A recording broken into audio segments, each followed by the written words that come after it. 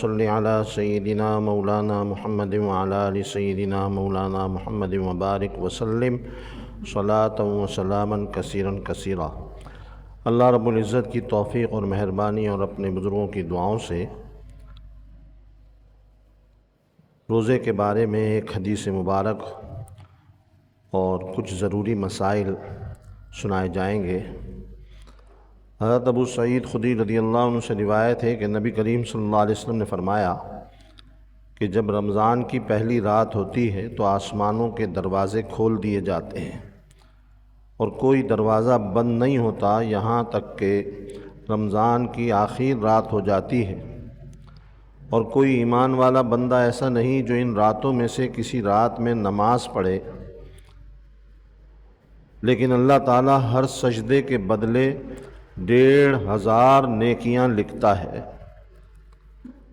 ایک ایک سجدے کے بدلے 1,500 نیکیاں، اور ایک رکعت میں 2 سجدے اور 2 رکعت میں 4، تو صرف تراویح میں جتنے سجدے ہوتے ہیں 40 سجدے، اسی کا حساب لگا لیں تو کتنی نیکیاں ہو جائیں گی۔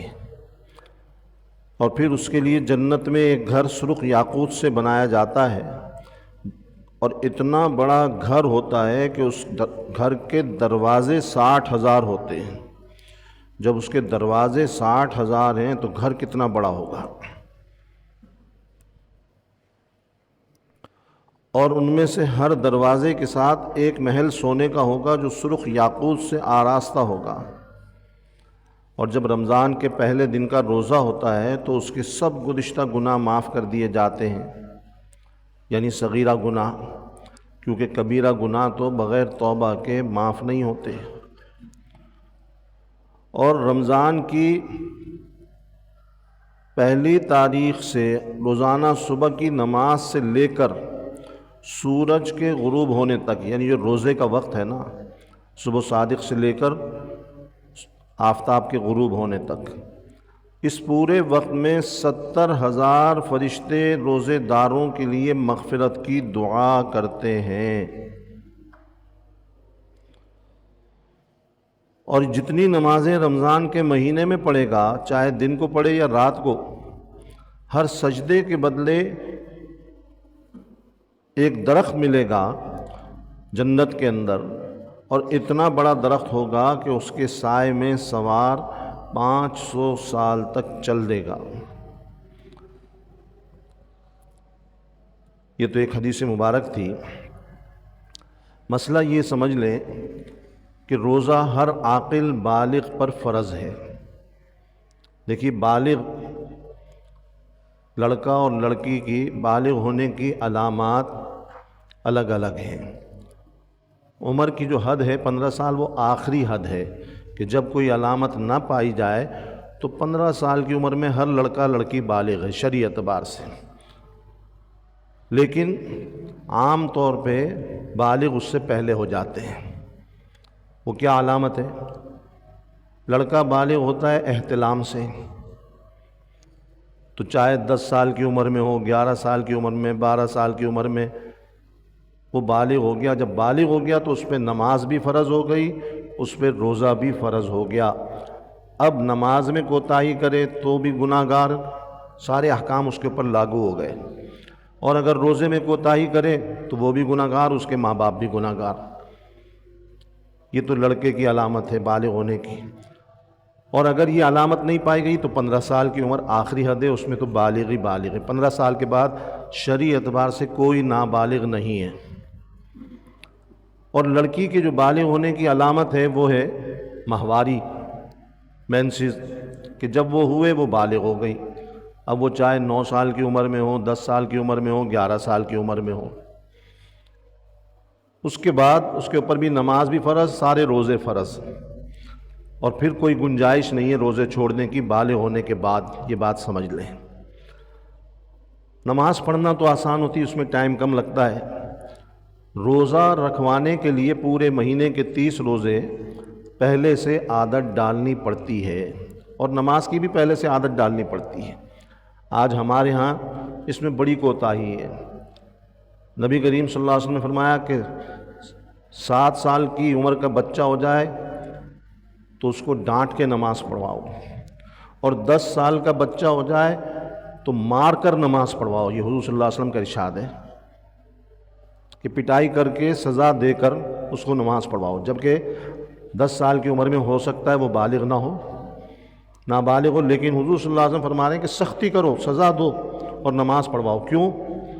اس لیے کہ عادت پہلے سے پڑے گی۔ اگر ماں باپ نے اس کو عادت نہیں ڈالی بچے کو، بچی کو، تو پھر بالغ ہونے کے بعد بھول جائیں، پھر کچھ نہیں ہو سکتا۔ چھوٹی عمر سے اب عام طور پہ گھروں میں سب روزہ رکھتے ہیں، تو جو چھوٹا بچہ ہوتا ہے نا، چھوٹی بچی 5-6 سال کا، 7 سال کا، ان کو بھی شوق ہوتا ہے، وہ روزہ رکھنا چاہتے ہیں، ماں باپ روک دیتے ہیں۔ یہ زیادتی ہے۔ روکیں نہیں، منع نہیں کریں، ٹھیک ہے، اس پہ فرض نہیں ہے، پورے روزے نہ رکھوائیں، لیکن وقفے وقفے سے کچھ روزے رکھوانے چاہیے، اس کی صحت، اس کی طاقت کے مطابق، تاکہ اس کو عادت پڑ جائے۔ اور اگر ابھی سے عادت نہیں ڈالی تو بالغ ہونے کے بعد پھر پورے روزے رکھنا بڑا مشکل ہو جائے گا۔ یہ روزہ مشکل نہیں ہے، یہ بات عادت کی ہے۔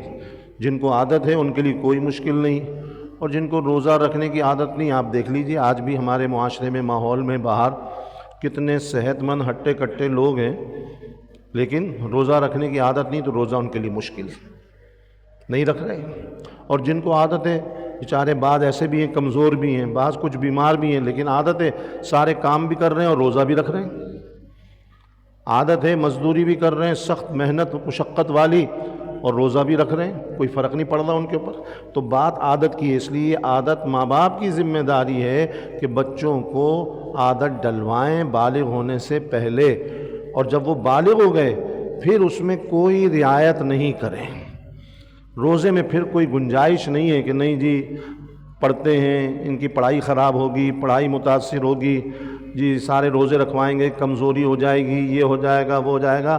یہ سب ہیلے بہانے ہیں، یہ پڑھائی اور یہ سب باتیں یہ دنیا کی چیزیں ہیں، یہ سب یہیں رہ جائیں گی، قیامت میں یہ بہانے پیش کر کے بچ نہیں سکیں گے۔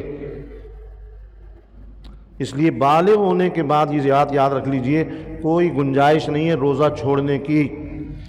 پھر روزہ پورے مہینے رکھنا ضروری ہے، لازمی ہے، فرض ہے یہ۔ اس لیے عاقل بالغ کے اوپر فرض ہو جاتے ہیں، اور کوئی علامت بلوغ کی نہیں پائی گئی، 15 سال کی عمر ہو گئی تو فرض ہو گئے۔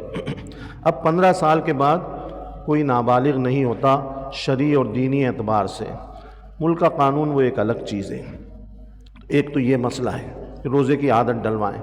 دوسرا مسئلہ یہ سمجھ لیں کہ روزے میں اگر کسی کو قے ہو جائے، اللہ نہ کرے خدا نہ خواستہ، 1 دفعہ ہو جائے، 2 دفعہ ہو جائے، 10 دفعہ ہو جائے، اس سے روزے پر کوئی فرق نہیں پڑتا، نہ روزہ فاسد ہوتا ہے، نہ روزہ مکروہ ہوتا ہے، نہ اس کے ثواب میں کمی آتی ہے، اس سے روزہ خراب نہیں ہوتا، روزہ بالکل برقرار ہے۔